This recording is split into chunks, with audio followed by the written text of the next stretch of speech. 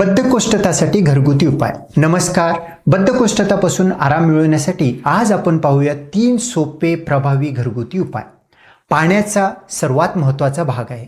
भरपूर पाणी घेणे. पाणी हा मल मऊ ठेवण्यासाठी आणि आतड्यांमध्ये पुढे ढकलण्यासाठी एक अत्यंत घटक आहे.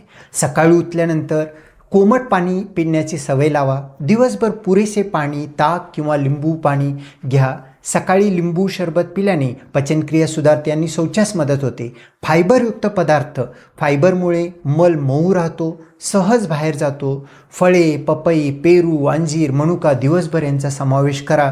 रात्री भिजवलेले मनुका सकाळी जर खाल्ल्यास आपल्या मल विसर्जनासाठी परिणामदायी राहू शकतो.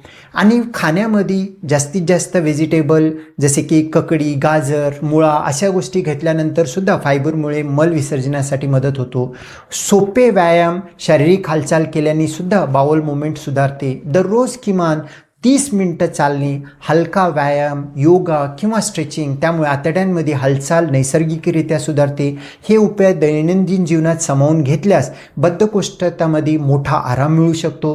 तरीही लक्षणे वारंवार होत असतील तर योग्य निदानासाठी तज्ज्ञ डॉक्टरांचा सल्ला घेणे आवश्यक आहे.